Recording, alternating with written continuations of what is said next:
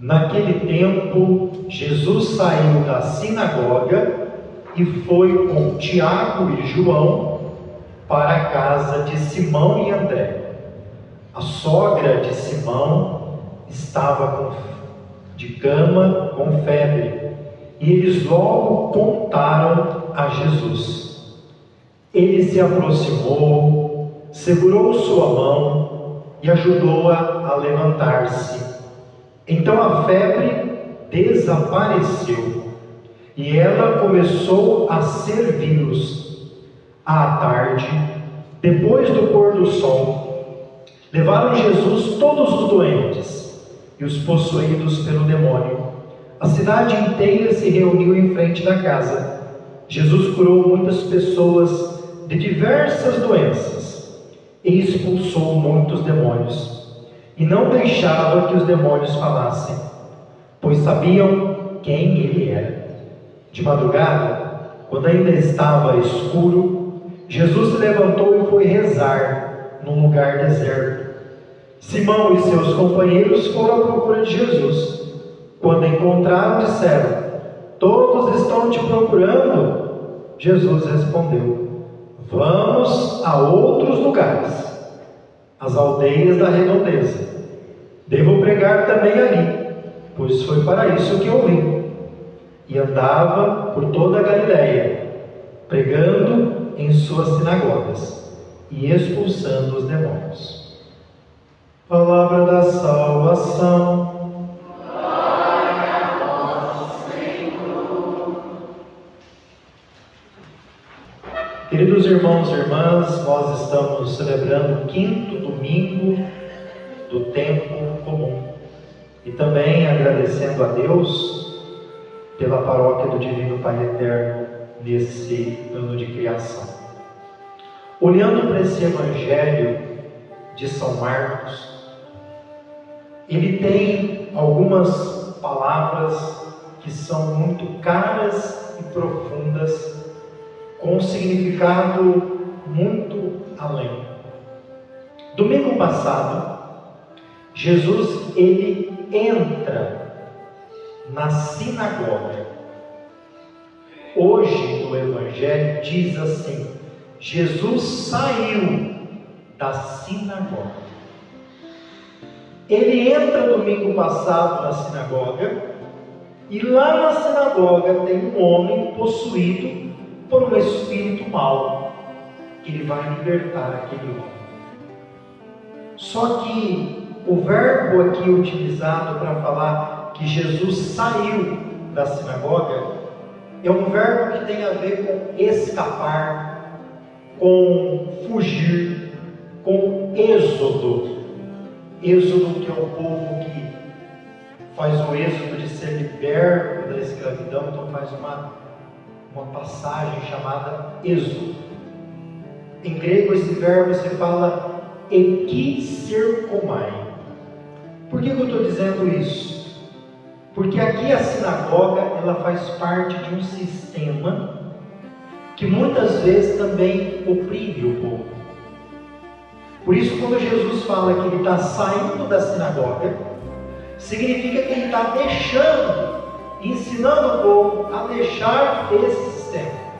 E para onde ele está indo agora?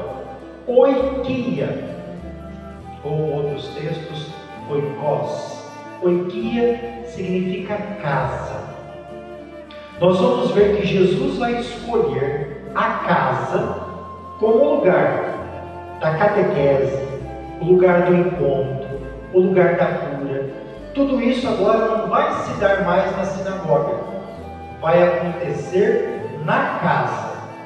E Jesus então, com os 2 discípulos, Tiago e João, ele vai para casa, Oikia, a casa de Simão e André, que são irmãos. Nós estamos na região da Galiléia. E chegando lá, a sogra de Simão estava doente, de cama, com febre. Estava impossibilitada. Ela estava Era tão forte o que tomava conta dela, que ela estava na cama, não podia fazer nada, acamada. E eles logo contaram a Jesus. É a única coisa que fala o texto. Não fala como ela ficou doente, e vocês sabem que na mentalidade daquela época, alguns tipos de doenças, de sintomas que as pessoas tinham, eles atribuíam ao mal, ao pecado, ao demônio. E essa mulher estava lá, paralisada, com febre. Contaram a Jesus para dizer para nós que a primeira atitude nossa sempre, numa dificuldade que a gente não dá conta de resolver, ou se dá também, precisa de ajuda, conte sempre primeiro para Jesus. Apresente para Ele: Senhor, essa pessoa está doente, eu tenho essa situação. Ele é o primeiro que deve saber das nossas angústias. E agora nós vamos ver que Jesus, Ele praticamente não fala nada. Mas o que Ele faz no processo da cura? São gestos. Jesus agora vai passar a realizar alguns gestos. O primeiro, Jesus se aproximou e segurou sua mão. Se a gente lembrar aqui, nós estamos no dia de sábado. Dia de sábado não pode fazer esforço físico, não pode chegar perto de um doente. Jesus está transgredindo a lei para dizer que a vida deve ser maior do que esse tipo de lei que impede a vida acontecer. Ajudar a mulher a se levantar exige esforço. Na doença, não poderia, dia de sábado, fazer nada. O que move Jesus? O que nos move para poder não deixarmos dominar por certas regras que acabam impedindo a vida? Jesus então se aproxima, segura na mão. Segurar na mão é um cuidado de Deus. Isso a gente vai ver muito forte no Antigo Testamento. Segurar na mão é um cuidado de Deus. Deus cuida, Deus está conosco. Ele segurou na mão desta mulher e ajudou-a a levantar-se. E a febre desapareceu. A última coisa que acontece é a cura. Olha que processo bonito. Aproximou dela, segurou na mão, ajudou a levantar. Para dizer que esse dom, ou esse milagre, se aqui você quiser colocar assim, esse processo devia ser também o que cada um de nós batizados podemos fazer. O que Jesus fez, você pode fazer. Aproximar, segurar na mão, dizendo que é a presença de Deus, e ajudar a levantar. A sogra de Pedro, ela significa toda a humanidade enferma, que Jesus se aproxima e ajuda a levantar-se. Depois que a febre desapareceu, o que ela faz? Começa a servir-nos. Em grego, diaconia. Não tem a ver só com o diácono, que é o ministério do serviço.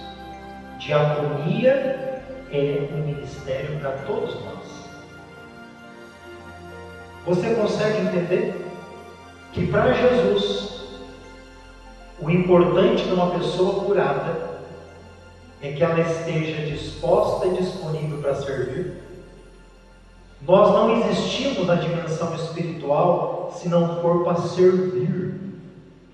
Nossa Senhora foi servir a sua parenta Isabel. Nossa Senhora foi servir nas bodas de Caná. Jesus foi servir a humanidade, nos lava-pés. A sogra de Pedro agora está de pé. Estar de pé aqui, o verbo que é utilizado é o mesmo verbo para falar de ressurreição. A mesma palavra que fala de ressurreição em grego é a mesma palavra que diz que agora ela está de pé. É curada em todas as suas dimensões, ressuscitada. E ela coloca-se a servir. Quanta gente que Jesus cura, igual aqueles 10 doentes, e só um voltou para agradecer. À tarde, depois do pôr do sol, levaram a Jesus todos os doentes.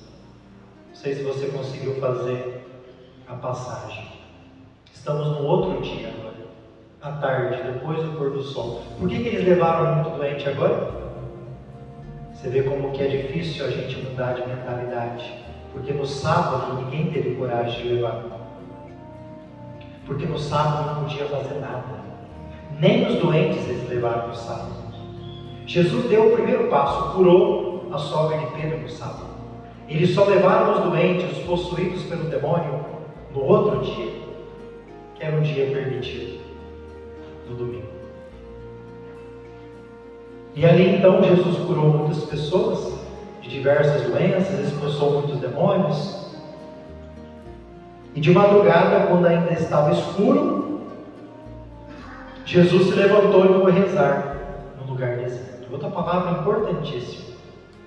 Quantos de nós trabalham na igreja, faz tantas coisas na igreja e não faz essa última e não menos importante, mas a mais importante? Infelizmente vai ser uma tendência nossa. Uma tendência nossa, se a gente não cuidar da igreja até nos próximos anos. A gente acaba sendo somente ativista. A gente vem aqui, faz um monte de coisa, organiza, e às vezes nós não rezamos para fazer e não rezamos nem quando terminamos de fazer. Seja o que for, seja na liturgia, seja na festa, né? Seja num evento da pastoral que nós precisamos organizar, num retiro. Então tem gente que vai para todos esses momentos, não reza para preparar, e quando termina, né? Jesus aqui devia estar cansado, né? É claro que ele é Deus, mas você entende o que eu estou falando. Pô, curou a sogra de Pedro, tinha acabado de sair da sinagoga, tinha expulsado o demônio, chega lá, tem que fazer um esforço de ajudar a levantar. Depois, no outro dia, naquela porta da casa está cheio de doente, para ele curar. Vai descansar. Não. Ele foi no lugar deserto para rezar. Tanto é que o Pedro, Simão e seus companheiros foram à procura dele, não para rezar, para ele fazer mais atividade. Todos estão te procurando, é como se desse uma bronca de Jesus. Jesus, tem muita gente lá, todos estão te procurando. O que Jesus fala? Vamos embora. Agora nós vamos para outros lugares. Nós temos que saber a hora de dizer sim e a hora de dizer não. Quem não sabe dizer sim e dizer não, não sabe para onde caminha. Jesus foi rezar, que Ele nos ajude também para lidarmos com essas situações difíceis, como a vida de Jó, na primeira leitura, as doenças da nossa vida, como a sogra de Pedro, que Ele nos ajude a lidar com elas com a oração. Louvado seja nosso Senhor Jesus Cristo.